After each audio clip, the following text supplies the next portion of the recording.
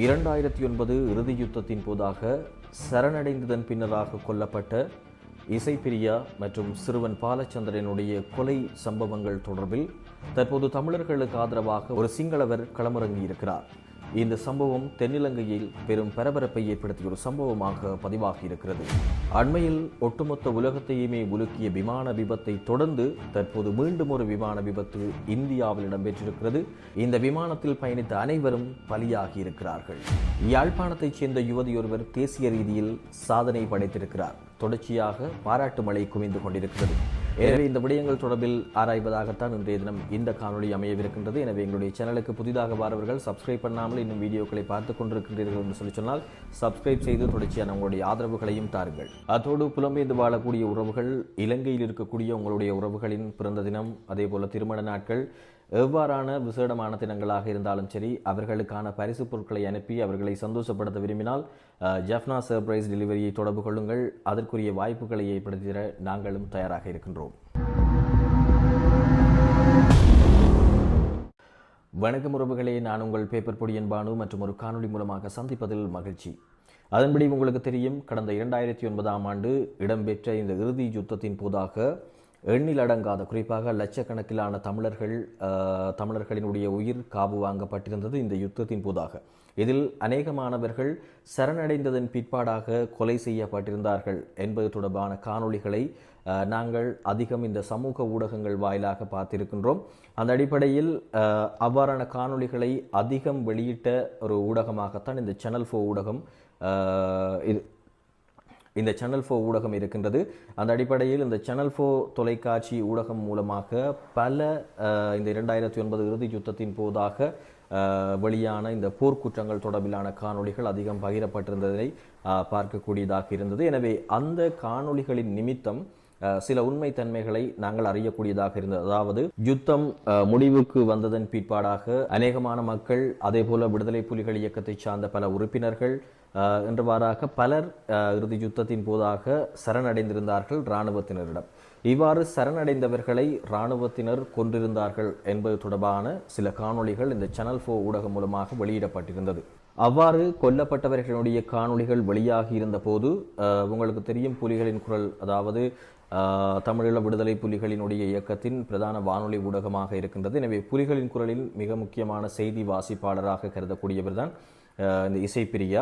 அவரும் இராணுவத்தினரிடம் சரணடைந்திருந்தார். அவர் உயிரோடு இராணுவத்தினருடன் சரணடைந்த அந்த காணொளிகள் வெளியாகி இருந்ததை பார்க்கக்கூடியதாக இருந்தது. அதன் தொடர்ச்சியாக பார்த்தீர்கள் என்று சொல்லி சொன்னால், விடுதலை புலிகள் இயக்கத்தினுடைய தலைவர் வேலுப்பிள்ளை பிரபாகரன் அவர்களினுடைய இறுதி மகனான சிறுவன் பாலச்சந்திரன் அவர்களும் சரணடைந்தது போன்றதான காணொளிகள், புகைப்படங்கள் என்பன ஆரம்பத்தில் வெளியாக இருந்ததாக கூறப்படுகின்றது. அது தொடர்பிலான விடயங்களை அநேகமானவர்கள் நீங்களும் அந்த விடயங்களை பார்த்திருக்கக்கூடும். அதில் குறிப்பாக அந்த பாலச்சந்திரன் அவர்கள் சரணடைந்ததன் பிற்பாடாக ஒரு இராணுவ தளத்தை அண்மித்ததான ஒரு பகுதியில் இருந்து அமர்ந்திருந்து பிஸ்கட் சாப்பிட்டு கொண்டிருக்கின்றதான அந்த புகைப்படங்கள் வெளியாக இருந்ததை பார்க்கக்கூடியதாக இருந்தது. எனவே அந்த படங்கள் அவர் சரணடைந்ததன் பின்னராக எடுக்கப்பட்ட படங்கள் என்பதாகத்தான் கூறப்படுகின்றது. இவ்வாறான நிலையில் உண்மையில் உலகளவில் போர்க்குற்றங்களில் ஒன்றாக கூறப்படுவது இந்த சரணடைந்தவர்களை கொலை செய்வது என்பது.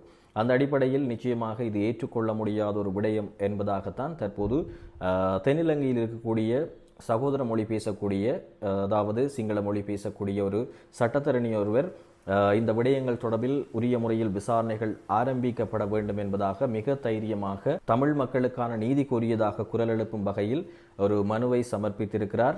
இந்த மனுவை காவல்துறை அதிபருக்குத்தான் அவர் வழங்கியுள்ளதாக தெரிய வருகின்றது. அந்த மனுவில் குறிப்பிடப்பட்டிருக்கின்ற விடயங்களாவன: சரணடைந்தவர்களை கொன்றது சர்வதேச மனிதாபிமான சட்டமுறைகளாகும். தனுக ரணஞ்சக ககந்தகமே ஆகிய நான் இந்த மனுவை மதிப்பிற்குரிய உங்கள் அலுவலகத்திற்கு சமர்ப்பிக்கின்றேன். இலங்கையின் உள்நாட்டு யுத்தத்தின் இறுதி தருணங்களில் சரணடைந்த மக்களை கொன்றது கடுமையான சர்வதேச மனிதாபிமான சட்டமுறைகளை குறிக்கின்றது. இந்த சம்பவங்கள் சர்வதேச சட்டத்தின் கீழ் போர்க்குற்றங்களின் கீழ் அடங்கும் என்பதுடன் பக்கச்சார்பற்ற விசாரணைகள் மேற்கொள்ளப்பட வேண்டும். இசைப்பிரியா மற்றும் பாலச்சந்திரன் தொடர்பான சம்பவங்கள் போர் நேரத்தில் சரணடைந்தவர்களுக்கான மீறல்களை குறிக்கும் முக்கிய எடுத்துக்காட்டுகளாகும். இவர்களின் இறப்புகள் குறித்து விசாரணை செய்யப்படாமல் விடக்கூடாது. இலங்கை காவல்துறை உண்மை, பொறுப்பு, நியாயத்திற்கு வழிவகுக்கும் வகையில் உரிய நடவடிக்கைகளை எடுக்க வேண்டும் என்பதாகத்தான் காவல்துறை அதிபருக்கு இந்த மனுவை இவர் சமர்ப்பித்திருக்கிறார். உண்மையில் இதற்கான நீதிகள் கிடைக்குமா கிடைக்காதா, விசாரணைகள் மேற்கொள்ளப்படுமா படாதா என்பதை தாண்டி சகோதர மொழி பேசக்கூடியவர், அதாவது பெரும்பான்மை இனத்தை சார்ந்த இந்த நபர் ஒரு சிங்களவராக இருந்தும் தமிழ் மக்களினுடைய இந்த உரிமை மீறல்களுக்காக அவர்களுக்கு ஒரு நியாயம் கிடைக்க வேண்டும் என்பதன் அடிப்படையில் இவ்வாறானதொருவர் முயற்சித்திருக்கிறார் என்பதே நிச்சயமாக ஒரு பாராட்டத்தக்க விடயம். எனவே தனக்கு வரக்கூடிய அழுத்தங்கள், விமர்சனங்கள் என்பதை தாண்டி அநீதி இழைக்கப்பட்ட ஒரு சமூகத்துக்காக, ஒரு இனத்துக்காக அவர் குரல் கொடுத்திருப்பது என்பது நிச்சயமாக பாராட்டுக்குரிய ஒரு விடயம். எனவே பொறுத்திருந்து பார்ப்போம், இது தொடர்பில் விசாரணைகள் மேற்கொள்ளப்படுகின்றதா அல்லது இதற்குரிய தீர்வுகள் கிடைக்கப்படுகின்றதா என்பது தொடர்பில். அடுத்ததாக மிக முக்கியமான செய்தி, அதாவது இந்த வாரம் உலகளவில் பெரும் சோகத்தை ஏற்படுத்தி இருந்த செய்திதான் இந்தியாவில் இடம்பெற்றிருந்த இந்த ஏர் இந்தியா நிறுவனத்துக்கு சொந்தமான விமான விபத்து. கிட்டத்தட்ட இந்த விமான விபத்தின் போதாக 240க்கும் மேற்பட்ட நபர்கள் சம்பவ இடத்திலேயே கருகி பலியாகி இருந்த தொடர்பிலான காணொளிகளை நாங்கள் அதிகம் பார்க்கக்கூடியதாக இருந்தது. உண்மையில் இந்தியாவை மாத்திரமன்றி உலகளவில் பெரும் சோகத்தை ஏற்படுத்திய மிக முக்கியமான ஒரு விபத்து சம்பவமாகத்தான் இது பதிவாகி இருந்தது. காரணம், அந்த விபத்தில் பயணித்த ஒரே ஒரு நபரை தவிர மிகுதி அனைவரும் இறந்திருந்தார்கள் என்பதுதான் அந்த சோகமான விடயம். அதிர்ஷ்டவசமாக ஒரு நபர் உயிர் தப்பியிருந்தார் என்பதும் மிக முக்கியமான விடயம். எனவே இந்த விடயம் இவ்வாறு இருக்க, இத்தொடர்பிலான சோகம் மக்கள் மத்தியிலிருந்து கலைய முன்பதாக தற்போது மற்றொரு சோகத்தை ஏற்படுத்தக்கூடிய ஒரு விமான விபத்து சம்பவம் பதிவாகி இருக்கிறது. இது உலங்கு வானூர்தி விபத்து சம்பவமாகத்தான் இருக்கின்றது. எனவே இந்த உலங்கு வானூர்தியில் பயணித்த அனைவரும் பலியாகி இருப்பதாகத்தான் ஒரு சோகமான செய்தி வெளியாகி இருக்கின்றது. அதன்படி ஆரம்பத்தில் 5 பேர் தான் பலியாகி இருந்தார்கள் என்பது தொடர்பாக கூறப்பட்டது. ஆனால் தற்போது 7 பேர் அந்த விமானத்தில் பயணித்திருந்ததாகவும் அந்த 7 பேரும் உடல் கருகி இறந்திருப்பதாகத்தான் மிக முக்கியமான செய்தி வெளியாகி இருக்கின்றது. இந்த சம்பவம் எங்கு இடம்பெற்றிருக்கின்றது சொல்லி சொன்னால் இந்தியாவினுடைய கௌரிகுண்ட் எனப்படுகின்ற பகுதியில் தான் இடம்பெற்றிருக்கின்றது. இந்த விமானத்தில் பயணித்தவர்கள் உத்தரப்பிரதேசம் மற்றும் குஜராத் மாநிலத்தை சார்ந்தவர்கள் என்பதாகவும் தெரிய வருகின்றது. எனவே அடுத்தடுத்து இந்தியாவை உலுக்கிய மற்றொரு விபத்து சம்பவமாக இது பதிவாகி இருக்கின்ற நிலைமையில் மக்கள் மத்தியில் பெரும் சோகத்தையும் ஏற்படுத்தி இருக்கின்றது. அடுத்ததாக மிக முக்கியமான செய்தி, தமிழ் மக்களுக்கு ஒரு பெருமையை ஏற்படுத்தக்கூடிய ஒரு விடயமாகத்தான் மாறியிருக்கின்றது. காரணம், தேசிய ரீதியில் இடம்பெற்ற வேக நடை போட்டியில் யாழ்ப்பாணத்தைச் சேர்ந்த இளம் யுவதி ஒருவர் சாதனை படைத்திருக்கிறார். அதன்படி யாழ்ப்பாணம் பொன்னாலை பகுதியைச் சேர்ந்த தமிழரசி ஜீவேஸ்வரன் என்கின்ற யுவதி தான் இந்த சாதனையை படைத்திருக்கின்றார். தேசிய ரீதியில் இடம்பெற்ற 10,000 மீட்டர் வேக நடை போட்டியில் 3வது இடத்தை பிடித்து வெண்கலப் பதக்கத்தை வென்றிருக்கிறார்.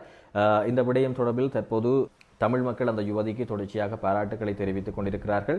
இந்த வெற்றியானது சாதாரணமாக தேசிய ரீதியில் இடம்பெறுகின்ற வெற்றி என்பதை தாண்டி பெரிய அளவில் பேசப்படுவதற்கான காரணம் என்னவென்று சொல்லி சொன்னால், இந்த போட்டியில் இலங்கையின் முப்படையை சார்ந்த வீராங்கனைகள் பங்கு பெற்றிருந்த நிலைமையில் யாழ்ப்பாணத்திலிருந்து தனியொருவராக சென்று அங்கு சாதனை படைத்திருக்கிறார் என்பதுதான் மிக முக்கியமான விடயம். அதேபோல இந்த யுவதி பாடசாலை மட்ட தேசிய ரீதியிலான போட்டியிலும் 3ஆம் இடத்தை பெற்று வெண்கல பதக்கத்தை வென்றிருந்தார் என்பதும் குறிப்பிடத்தக்கது. அதேபோல கடந்த வருடம் ஆசிய தெரிவு போட்டிக்காக சென்றிருந்த போதும் அந்த போட்டியில், அதாவது முப்படைகளை சார்ந்த பல வீராங்கனைகளுடன் போட்டியிட்டு இவர் 10வது இடத்திற்கு வந்திருந்தார் என்பதும் குறிப்பிடத்தக்கது. அந்த அடிப்படையில் இந்த வருடம் அந்த சாதனையை தனதாக்கி இருக்கிறார். அதன்படி தமிழ் மக்களுக்கும் தமிழருக்கும் பெருமையை சேர்த்த ஒரு யுவதியாக கருதப்படுகின்றார். நிச்சயமாக அவருக்கும் எங்களுடைய யூடியூப் சேனல் சார்பாக வாழ்த்துக்களை தெரிவித்துக் கொள்கிறோம். மற்றும் ஒரு காணொலி மூலமாக சந்திப்போம். தற்போது உங்களிடம் இந்த விடைபெற்றுக் கொள்கிறேன். நன்றி, வணக்கம் உறவுகளே.